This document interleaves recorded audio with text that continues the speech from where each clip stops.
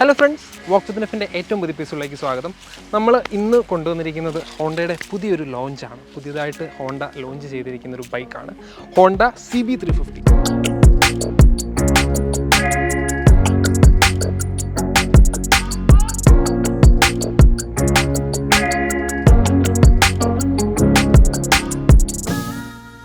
CB350യുടെ RSും highness 350 ഒക്കെ നമ്മൾ കണ്ടിട്ടുണ്ട്, ധാരാളം ഇപ്പോൾ റോഡിലും കാണാറുണ്ട്.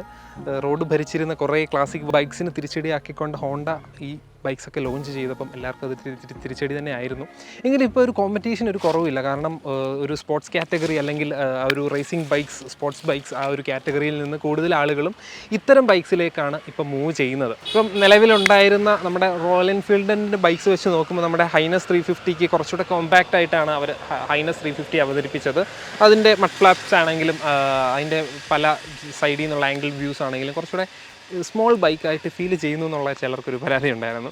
പക്ഷേ അതൊരു കോമ്പാക്ട്നെസ് ശരിക്കും നമ്മൾ ട്രാഫിക്കിൽ ഹാൻഡിൽ ചെയ്യാനോ നമുക്ക് വണ്ടി ഒന്ന് ഹാൻഡിൽ ചെയ്യാനും കുറച്ചുകൂടെ ബെറ്റർ ഒരു എക്സ്പീരിയൻസ് കിട്ടാൻ വേണ്ടിയിട്ടാണ്. പക്ഷേ ഇപ്പോൾ പുതിയതായിട്ട് ഇറങ്ങിയിരിക്കുന്ന ഒരു CB350 ആ ഒരു കോംപ്രമൈസിനൊന്നും ഒരുങ്ങാതെ ഒരു ബിഗ് ബൈക്കായിട്ട് തന്നെയാണ് അവരുടെ പുതിയ ലോഞ്ച്ഡ് ബൈക്ക് അവതരിപ്പിച്ചിരിക്കുന്നത്. മീൻസ് അതിൻ്റെ നമ്മുടെ മഡ് ഫ്ലാപ്സിൻ്റെ സൈസ് നോക്കിയാൽ തന്നെ അതിൽ ആ ഒരു വലുപ്പം നമുക്ക് മനസ്സിലാക്കാനായിട്ട് സാധിക്കും. പിന്നീട് വീൽ ബേസിലാണെങ്കിലും ചെറിയൊരു വ്യത്യാസം വന്നിട്ടുണ്ട്. അങ്ങനെ കുറച്ച് വ്യത്യാസങ്ങൾ വരുത്തിയാണ് പുതിയ CB350 കൊണ്ടുവന്നത്. നമ്മളത് വിശദമായിട്ട് അതിലേക്ക് വരാം. എങ്കിലും ഈ ഒരു ബൈക്കിനെ ഒറ്റ നോട്ടത്തിൽ കണ്ടു കഴിഞ്ഞാൽ ഒരു ക്ലാസിക്, ഒരു റെട്രോ സ്റ്റൈലിലുള്ള ഒരു ക്ലാസിക് ബൈക്ക്, അതും ഹോണ്ടയുടെ അത്ര റിഫൈൻഡ് ആയിട്ടുള്ള ഒരു ജാപ്പനീസ് ബീസ്റ്റാണ് നമ്മുടെ മുന്നിൽ ഈ ഇരിക്കുന്നത്. ഇപ്പം നിലവിൽ ഹോണ്ടയുടെ ബൈക്ക് ആ ഒരു നിര നോക്കിക്കഴിഞ്ഞാൽ ഇപ്പോൾ നിലവിലുള്ളത് ഇപ്പോൾ ഈ പുതിയതായിട്ട് വന്നിരിക്കുന്ന CB350, പിന്നീട് ഹൈനസ് 350, 350 RSും, പിന്നീട് C300 കാറ്റഗറിയിൽ നോക്കുമ്പോൾ 300Rഉം 300Fുമാണുള്ളത്. അതെല്ലാം ക്ലാസിക് ബൈക്ക് കാറ്റഗറീസ് ഒക്കെ ആണെങ്കിലും 300R ഒക്കെ ഒരു കഫേ റേസർ കാറ്റഗറിയിൽ കൂട്ടാം. പിന്നീട് ഈ ഒരു പുതിയ വാഹനത്തെപ്പറ്റി, പുതിയ വണ്ടിയുടെ വ്യത്യാസങ്ങൾ എന്തൊക്കെ വന്നിട്ടുണ്ട്, അതായത് പുതിയ CB350 കൊണ്ടുവന്നപ്പോൾ എന്തൊക്കെ അവർ ചേഞ്ചസ് പഴയ ഹൈനസിൽ നിന്ന് എന്തൊക്കെ ഇമ്പ്രൂവ് ചെയ്യാമെന്നുള്ളത് ചോദിച്ചു കഴിഞ്ഞാൽ ഓരോന്നും നമ്മൾ എടുത്ത് പറയുകയാണെന്നുണ്ടെങ്കിൽ ഫ്രണ്ടിൽ നിന്ന് തന്നെ തുടങ്ങാം. ഇതിൻ്റെ ഹെഡ്ലൈറ്റിന് കവേഴ്സിൽ വ്യത്യാസം വന്നിട്ടുണ്ട്. അത് മാറ്റി പുതിയ രീതിയിലുള്ള ഹെഡ് കവേഴ്സാണ് വന്നിരിക്കുന്നത്. പിന്നീട് MID മൾട്ടി ഇൻഫർമേഷണൽ ഡിസ്പ്ലേ നോക്കിക്കഴിഞ്ഞാൽ നേരത്തെ ഉണ്ടായിരുന്ന അനലോഗ് ഡിസ്പ്ലേയിൽ നിന്ന് കുറച്ച് വ്യത്യാസങ്ങളൊക്കെ വരുത്തി, സ്ട്രിപ്പിൻ്റെ വ്യത്യാസമൊക്കെ വരുത്തിയിട്ടാണ് പുതിയ ഒരു അനലോഗ് ഡിസ്പ്ലേ വന്നിരിക്കുന്നത്. പിന്നീട് ഇത് 2 വേരിയൻസിലാണ് അവൈലബിൾ ഉള്ളത്. ഞാൻ ആദ്യം പറയാൻ വിട്ടുപോയി, ഇത് 2 വേരിയൻസിലാണ് അവൈലബിൾ ആയിട്ടുള്ളത്. Deluxe and deluxe pro. നമ്മുടെ കയ്യിലിരിക്കുന്നത് ഡീലക്സ് പ്രോ ആണ്. അതായത് ഒരു 3000-4000 റുപ്പീസിൻ്റെ വ്യത്യാസം മാത്രമാണ് ഇതിൻ്റെ ഓൺ റോഡ് പ്രൈസിൽ ഈ 2 വേരിയൻസിനും വരുന്നത്. അതിൽ വന്നിരിക്കുന്ന വ്യത്യാസം എന്ന് പറയുന്നത് ഇതിന് ബ്ലൂടൂത്ത് കണക്ടിവിറ്റി ഉണ്ട്, പക്ഷേ ഡീലക്സിന് ബ്ലൂടൂത്ത് കണക്ടിവിറ്റി ഇല്ല. അപ്പം ആ ഒരു ചെറിയ വ്യത്യാസങ്ങളൊക്കെയാണ് പ്രോയും ഡിലക്സും തമ്മിൽ വന്നിരിക്കുന്നത്. പിന്നീട് ഹൈനസുമായിട്ട് വന്നിരിക്കുന്ന വ്യത്യാസം നോക്കിക്കഴിഞ്ഞാൽ സസ്പെൻഷൻ്റെ കവേഴ്സ് ഇതിന് കൊടുത്തിട്ടുണ്ട്. പിന്നീട് ബാക്കിലോട്ട് നോക്കിക്കഴിഞ്ഞാൽ നമ്മുടെ ടാങ്കിൻ്റെ സൈഡിൽ ഈ പാഡിങ്സ് ഒന്നും മറ്റേ ഹൈനസിലും RSനൊന്നും കൊടുത്തിട്ടില്ല, പക്ഷേ ഇതിന് സൈഡ് പാഡിങ്സ് ഒക്കെ കൊടുത്തിട്ടുണ്ട്. പിന്നീട് ഇത് ടോപ്പ് വേരിയൻ്റ് ആയതുകൊണ്ട് തന്നെ ഒരു സിംഗിൾ കളർ പാറ്റേണിൽ നമുക്കിത് അവൈലബിൾ ആണ്. അതാണ് ഈ ഒരു പ്രോ വേരിയൻറ്റിൻ്റെ ഗുണമെന്ന് പറയുന്നത്. അതായത് നമുക്ക് ടാങ്കും അതിൻ്റെ സസ്പെൻഷൻ്റെ ആ ഒരു ഭാഗവും നമ്മുടെ മഡ് ഫ്ലാപ്സും എല്ലാം ആ ഒരു സിംഗിൾ കളറിൽ നമുക്ക് അവൈലബിൾ ആയിട്ടുണ്ട്. കുറേ കളർ ഓപ്ഷൻസ് അവൈലബിൾ ആയിട്ടുണ്ട്. അതുകൂടാതെ പ്രോ എടുത്തു കഴിഞ്ഞാൽ ആ ഒരു സിംഗിൾ കളർ ഓപ്ഷൻസ് നമുക്ക് കിട്ടും. പിന്നീട് അതുപോലെ സീറ്റ്സിൻ്റെ കളേഴ്സും, ഇതിൻ്റെ ബ്രൗൺ കളർ സീറ്റ്സ് ആണ് വന്നിരിക്കുന്നത്. അതൊക്കെ പ്രോ ഓപ്ഷൻസിൽ മാത്രമാണുള്ളത്. പിന്നീട് ഹാൻഡിൽ നോക്കിക്കഴിഞ്ഞാൽ ഇതിൻ്റെ ഇഗ്നിഷൻ്റെ സ്വിച്ചസ് വന്നിരിക്കുന്നു. അതുപോലെ ഹസാർഡിൻ്റെ ബട്ടൺ വന്നിരിക്കുന്നു. പിന്നീട് Type C ആണ് ചാർജിങ് പോർട്സ് ഇതിൽ വന്നിരിക്കുന്നത്. അതായത് നമുക്ക് ഫാസ്റ്റ് ചാർജിങ് ഒക്കെ എനേബിൾ ആയിട്ടുള്ള Type C കേബിൾ കണക്ട് ചെയ്തിട്ട് നമുക്ക് ചാർജ് ചെയ്യാനുള്ള ഓപ്ഷൻസ് ഉണ്ട്. ഇപ്പോഴത്തെ പുതിയ ഫോണുകൾക്കൊക്കെ Type C to Type C അല്ലേ, അപ്പം ഇതിനും Type C തന്നെ അവർ കൊടുത്തിരിക്കുന്നു. ലെഫ്റ്റ് സൈഡിൽ നോക്കിക്കഴിഞ്ഞാൽ നാവിഗേഷൻ ബട്ടൺസ് വരുന്നുണ്ട്, പാസ് സ്വിച്ചസ് വരുന്നുണ്ട്. പിന്നീട് ഹോണും ഇൻഡിക്കേറ്റേഴ്സും മുകളിലും താഴെയാണ്. അത് ഹോണ്ടയുടെ അവരുടെ ഒരു ഐഡൻറ്റിറ്റി ആയിട്ട് അവർ കൊണ്ട് നടക്കുന്നു. പക്ഷേ ബൈക്ക് മാറി ഓടിക്കുന്നവർക്ക് അത് ചെറിയൊരു ബുദ്ധിമുട്ടായിട്ട് ഫീൽ ചെയ്യും. കാരണം ഞാനും എപ്പോഴും ഇൻഡിക്കേറ്ററും ഹോണും മാറിയാണ് അടിക്കുന്നത്. പിന്നീട് ഒരു റെട്രോ ഡിസൈനിലുള്ള മിറേഴ്സ് വന്നിരിക്കുന്നു. പിന്നീട് ടാങ്ക് കപ്പാസിറ്റി നോക്കിക്കഴിഞ്ഞാൽ 15 ലിറ്റേഴ്സ് ആയിരുന്നു ടാങ്ക് കപ്പാസിറ്റി കൊടുത്തിരുന്നത്. 15.2 ലിറ്റേഴ്സ്, അതായത് 200 മില്ലി ടാങ്ക് കപ്പാസിറ്റി കൂട്ടിയിട്ടുണ്ട്. അതെന്താണെന്ന് എനിക്ക് മനസ്സിലാവുന്നില്ല. 200 മില്ലി മാത്രമേ കൂട്ടിയിട്ടുള്ളൂ. ഓക്കെ, അതവിടെ നിൽക്കട്ടെ. പിന്നീട് സീറ്റിങ്ങിൽ വ്യത്യാസം വന്നിട്ടുണ്ട്. സീറ്റിങ്ങിന് കുറച്ചുകൂടെ കുഷനിങ് ആക്കിയിട്ടുണ്ട്. കുറച്ചുകൂടെ ലോങ് റൈഡ്സിനും കംഫോർട്ട്നെസ് കൂട്ടാൻ വേണ്ടിയിട്ട് സീറ്റിങ്ങിൻ്റെ കുഷൻസൊക്കെ ഇമ്പ്രൂവ് ആക്കിയിട്ടുണ്ട്.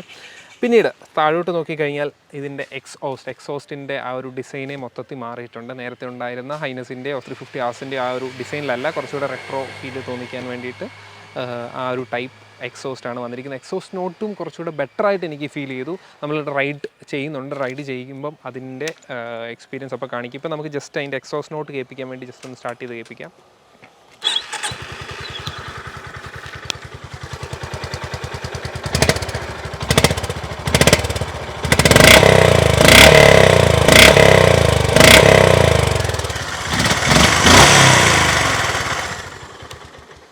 നിർത്തിയിട്ട് കേൾക്കുന്ന പോലല്ല, ഓടിക്കുമ്പോൾ നല്ല രസമാണ്. എനിക്ക് നല്ലതായിട്ട് ഇഷ്ടപ്പെട്ടു. അത് ഓടിക്കുമ്പോൾ ആ ഒരു വേറെ ഫീലാണ്. ഓക്കെ, പിന്നെ അതാണ് എക്സോസിൻ്റെ ഭാഗത്ത് വന്നിരിക്കുന്നത്. ടയർ സൈസ് നോക്കിക്കഴിഞ്ഞാൽ 130 ആണ് ടയർ സൈസ് വന്നിരിക്കുന്നത്. അപ്പ് സൈസ് ചെയ്യാൻ പറ്റാത്ത രീതിയിലുള്ള ടയർ സൈസാണ്. കാരണം അതിൻ്റെ ഫ്രണ്ടിൽ അപ്പ് സൈസ് ചെയ്ത് കഴിഞ്ഞാൽ മുട്ടും. പക്ഷേ ഇതിന് അതിൻ്റെ ആവശ്യമുള്ളൂ. കാരണം ഇതിൻ്റെ ഒരു പർപ്പസ് വെച്ചിട്ട് ആ ഒരു ടയർ സൈസ് മോർ ദാൻ ഇനഫാണ്. നമുക്ക് നല്ല റൈഡ് ക്വാളിറ്റിയും നല്ല കോർണറിങ് സ്റ്റെബിലിറ്റിയും എല്ലാം നമുക്ക് കിട്ടുന്ന ഒരു നല്ല ടയേഴ്സാണ് ഇതിന് വന്നിരിക്കുന്നത്. MRFിൻ്റെ സാപ്പർ സീരീസിൽ വരുന്ന ടയേഴ്സാണ് ഇതിന് കൊടുത്തിരിക്കുന്നത്. പിന്നീട് റിയറിലോട്ട് നോക്കിക്കഴിഞ്ഞാൽ ടെയിൽ ഒക്കെ കുറച്ച് വൈഡ് ആക്കിയിട്ടുണ്ട്, വൈഡനിങ് ചെയ്തിട്ടുണ്ട്. ഹൈനസ് വെച്ച് നോക്കി കഴിയുമ്പോൾ കുറച്ചുകൂടെ ആ ഒരു മുമ്പ് ഇറങ്ങിയ സംഭവം ഫീൽ ചെയ്യാൻ വേണ്ടിയിട്ട് കുറച്ചുകൂടെ വൈഡ് ആക്കിയിട്ടുണ്ട്. അപ്പോൾ ഇതൊക്കെയാണ് മേജറായിട്ട് വന്നിരിക്കുന്ന വ്യത്യാസം. പിന്നീട് വണ്ടി കുറച്ചുകൂടെ വലുതായിട്ടുണ്ട്, വീൽ ബേസ് ചെറുതായിട്ട് കൂടിയിട്ടുണ്ടെന്ന് പറയുന്നു. അതുപോലെ ഗ്രൗണ്ട് ക്ലിയറൻസ് കുറച്ച് കുറഞ്ഞിട്ടുണ്ടെന്ന് പറയുന്നു. അപ്പോൾ അതുകൊണ്ടൊക്കെ തന്നെ കുറച്ചുകൂടെ ആ ഒരു റൈഡ് ക്വാളിറ്റി എന്തായാലും കൂടിയിട്ടുണ്ടായിരിക്കും. നമ്മൾ റൈഡ് ചെയ്യുമ്പോൾ അതിൻ്റെ എക്സ്പീരിയൻസ് നമ്മൾ പറയാം. അപ്പം ഗ്രൗണ്ട് ക്ലിയറൻസ് കുറച്ചിട്ട് ആ എക്സോസ്റ്റിൻ്റെ ഡിസൈനൂടെ മാറ്റിയപ്പോൾ അടി തട്ടുമോ ഇല്ലെന്നൊക്കെ നമുക്ക് പിന്നെ കണ്ടറിയാം. പിന്നീട് ഇതിൻ്റെ എൻജിൻ സ്പെക്ക് നോക്കുകയാണെന്നുണ്ടെങ്കിൽ 348cc 20 bhp 30 Nm of torque തരുന്ന, അധികം പവർഫുൾ അല്ലാത്ത പക്ഷേ ഭയങ്കര റിഫൈൻഡ് ആയിട്ടുള്ള ഒരു ഹോണ്ടയുടെ എൻജിനാണ് ഇതിന് വന്നിരിക്കുന്നത്. ഭയങ്കര ശാന്തമായിട്ടുള്ളൊരു ഡ്രൈവിംഗ് സ്റ്റൈല് ആഗ്രഹിക്കുന്നവർക്ക് ഇതെന്തായാലും പ്രിഫർ ചെയ്യാം. ഇപ്പോഴത്തെ അമ്മാവൻ വ്ളോഗ്സ് ഒക്കെ കാണാറുണ്ടല്ലോ, അതായത് നമ്മുടെ ഈ ടീനേജേഴ്സിലും അമ്മാവൻ ചിന്താഗതികളൊക്കെ വരുന്ന ആ ഒരു ചിന്താഗതിയിൽ പെടുന്ന ആളാണ് ഞാനും. എനിക്കിപ്പോൾ ശാന്തമായിട്ട് ഓടിച്ചു പോകുന്നത് ഭയങ്കര ഇഷ്ടപ്പെടാറുണ്ട്. പണ്ട് നമ്മൾ ആ ഒരു ത്രോട്ടിലൊക്കെ കൊടുത്ത് നമ്മൾ സ്പോർട്സ് ബൈക്കിലും KTMസിലും ഒക്കെ നമ്മൾ ഓടിക്കുന്ന ആ ഒരു ആ ഒരു റൈഡിങ് സ്റ്റൈലിനെക്കാട്ടിൽ ഇപ്പോഴും നമ്മളും ആ ഒരു ശാന്തമായ ഡ്രൈവിംഗ് സ്റ്റൈലാണ് നമ്മൾ ഇഷ്ടപ്പെടുന്നത്. അപ്പോൾ അങ്ങനെ കൂടുതലായിട്ട് സ്ഥിരമായിട്ട് അത് മാത്രം ഓടിക്കാൻ താല്പര്യമുള്ളവർക്ക് എന്തായാലും നല്ലൊരു ഓപ്ഷൻ ആയിരിക്കും. അപ്പോൾ നമ്മൾ പുതിയ CB350യുടെ ഒരു റൈഡ് എക്സ്പീരിയൻസ് ചെയ്യാനായിട്ട് ഇറങ്ങിയിരിക്കുകയാണ്. വലിയ ലോങ് ഒന്നും പോകാനല്ല, ചെറിയൊരു ഷോർട്ട് റൈഡ്, ജസ്റ്റ് ഒരു ഫസ്റ്റ് ഇംപ്രഷൻ പറയാനും മാത്രമുള്ളൊരു ചെറിയൊരു ഷോർട്ട് റൈഡിനായിട്ടാണ് നമ്മൾ ഇറങ്ങിയിരിക്കുന്നത്. ആദ്യം തന്നെ പറയുകയാണെന്നുണ്ടെങ്കിൽ ഫ്രണ്ടിൽ നിന്നുള്ളൊരു വ്യൂ നോക്കിക്കഴിഞ്ഞാൽ ആ ഒരു കോക്ക്പിറ്റ് വലിയ അധികം അലങ്കാരങ്ങളോ അധികം ഡീറ്റെയിൽസോ ഒന്നും ഇല്ലാത്ത ഒരു സിമ്പിളായിട്ടുള്ള ഒരു ഇൻസ്ട്രുമെൻറ്റ് ക്ലസ്റ്ററാണ് വന്നിരിക്കുന്നത്. ഇത് ഡീലക്സ് പ്രോ ആയതുകൊണ്ട് തന്നെ ഇതിനകത്ത് ബ്ലൂടൂത്തിൻ്റെ ഓപ്ഷൻസ് ഒക്കെ വരുന്നുണ്ട്, നമ്മൾ മുമ്പേ പറഞ്ഞിരുന്നല്ലോ. അതുപോലെ ഇൻസ്ട്രുമെൻറ്റ് ക്ലസ്റ്ററിൽ നേരത്തെയും അനലോഗ് തന്നെയായിരുന്നു, ഇപ്പോഴത്തെ അനലോഗ് ചെറിയ കുറച്ച് വ്യത്യാസങ്ങൾ വരച്ച് കുറച്ചുകൂടി ഒന്ന് ഭംഗിയാക്കിയിട്ടുണ്ടെന്ന് വേണം പറയാൻ.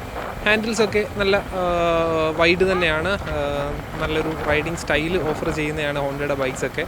റൈഡിങ് സ്റ്റൈൽ മാത്രമല്ല റിഫൈൻമെൻറ്റ് ഓഫർ ചെയ്യുന്നതാണ്. പക്ഷേ ഇപ്പോൾ പുതിയ ഈ CB350യുടെ എക്സോസ്റ്റിന് വ്യത്യാസം വരുത്തിയത് കൊണ്ട് തന്നെ നമുക്ക് ആ ഒരു ഗ്രൗണ്ട് കേൾക്കാൻ ചെറിയൊരു വ്യത്യാസമുണ്ട്. വണ്ടി നിർത്തിയിട്ട് നമ്മൾ എക്സോസ്റ്റ് സൗണ്ട് കേൾപ്പിച്ചിരുന്നു, അതുപോലെയല്ല ഓടിക്കുമ്പോൾ കുറച്ചുകൂടെ ബെറ്ററായിട്ട് എനിക്ക് ഫീൽ ചെയ്തു. നല്ല രീതിയിൽ കൈ കൊടുക്കുകയാണെങ്കിൽ എക്സോസ്റ്റിനോട്ടൊക്കെ ചെറിയൊരു പൊട്ടലൊക്കെ കേൾക്കാം നമുക്ക്. പക്ഷേ 20 bhp ആയതുകൊണ്ട് തന്നെ ആ പൊട്ടലിനും ആ ഒരു സൗണ്ടിനെ അനുസരിച്ചുള്ള വണ്ടിയുടെ കുതിപ്പ് നിങ്ങൾ പ്രതീക്ഷിക്കരുത്. കാരണം ഇതിൻ്റെ പർപ്പസ് അറിയാമല്ലോ, ആ ഒരു പർപ്പസിന് പറ്റിയ ബൈക്ക് എന്ന രീതിയിൽ നല്ലൊരു ഓപ്ഷൻ ആയിരിക്കുമെന്നാണ് എനിക്ക് തോന്നുന്നത്. എനിക്കിത് ഓടിച്ചിട്ടൊരു 60-70 ക്രൂസ് ചെയ്ത് പോകാൻ ബെറ്റർ വണ്ടി തന്നെ ആയിരിക്കുമെന്ന് തോന്നുന്നു. ഇപ്പോൾ നമ്മൾ സിറ്റീസൊക്കെ പോകുകയാണെങ്കിൽ ഒരു സെക്കൻഡ് തേർഡ് ഗിയർ ഇട്ട് മാത്രം ക്രൂസ് ചെയ്യേണ്ട ആവശ്യമേ ഉള്ളൂ.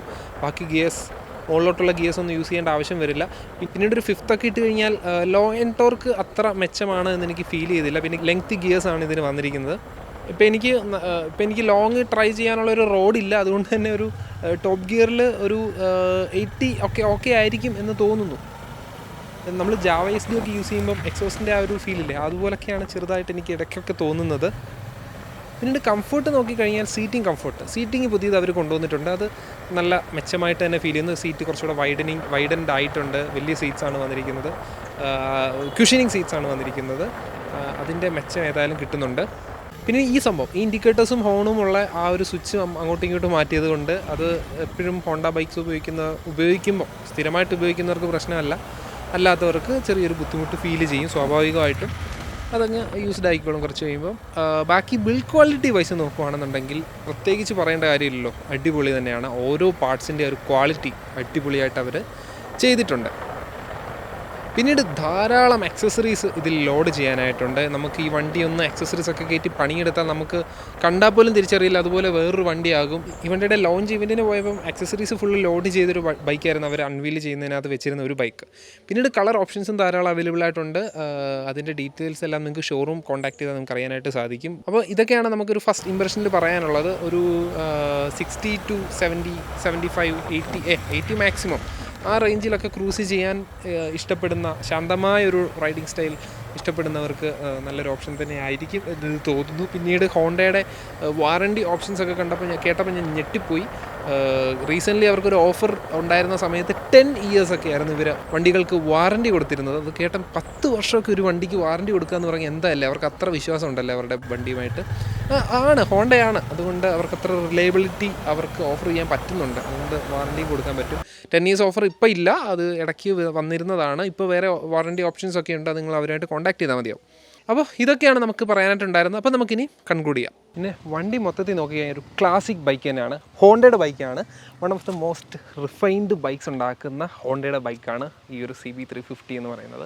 അപ്പം നിങ്ങൾ വാങ്ങിക്കുകയാണെന്നുണ്ടെങ്കിൽ ഒരു ക്ലാസിക് ബൈക്ക്, ഒരു ശാന്തമായ റൈഡിങ് സ്റ്റൈൽ ഇഷ്ടപ്പെടുന്ന, അധികം തലവേദനയൊന്നും ഇല്ലാതെ വർഷങ്ങളോളം ഉപയോഗിക്കാൻ വേണ്ടിയിട്ടൊരു ബൈക്ക് നിങ്ങൾക്ക് സ്വന്തമാക്കണം എന്ന താല്പര്യമുണ്ടെന്നുണ്ടെങ്കിൽ ഈ ഒരു ബൈക്ക് നല്ല ഓപ്ഷൻ ആയിരിക്കും. പിന്നീട് എപ്പോഴും ഹോണ്ടയുടെ ഇങ്ങനത്തെ ബൈക്ക് നോർമൽ ഷോറൂംസിൽ തിരക്കാറുണ്ട്. ഹോണ്ടയുടെ 300cc മുകളിലുള്ള ബൈക്ക് ഹോണ്ട ബിഗ്വിങ്ങിലൂടെ സെയിലാവുള്ളൂ. അത് കുറച്ച് പേർക്ക് അറിയില്ല, അതുകൊണ്ട് നമ്മൾ വീഡിയോയിൽ ജസ്റ്റ് ഒന്ന് പറഞ്ഞതേ ഉള്ളൂ. ഹോണ്ട ബിഗ്വിങ്സിൻ്റെ ഷോറൂംസ് ഇപ്പം കേരളത്തിൽ പലയിടത്തായിട്ട് ഓപ്പൺ ആയിട്ടുണ്ട്, പുതിയ ഷോറൂംസ് കുറേ വന്നിട്ടുണ്ട്. ഇപ്പോൾ പത്തനംതിട്ട ബിഗ്വിങ്ങിൽ നിന്നാണ് നമുക്ക് വണ്ടി തന്നിരിക്കുന്നത്. അപ്പം അവരുമായിട്ട് കോൺടാക്റ്റ് ചെയ്യുക നിങ്ങൾക്ക് വണ്ടിയുടെ കൂടുതൽ ഡീറ്റെയിൽസ് അറിയാനായിട്ട്. ഓക്കെ, അപ്പം ഈ ഒരു വണ്ടിയെപ്പറ്റി നിങ്ങളുടെ അഭിപ്രായം എന്തായിരിക്കും എന്ന് താഴെ ഒന്ന് കമൻറ്റ് ചെയ്യുക. നമുക്ക് ഇതുപോലുള്ള പുതിയ വാഹനങ്ങൾ നമ്മൾ പരിചയപ്പെടുത്തുന്ന കുറേ വീഡിയോസായിട്ട് നമുക്ക് നമ്മുടെ ചാനൽ വീണ്ടും കാണാം. അതുവരേക്കും ഗുഡ് ബൈ.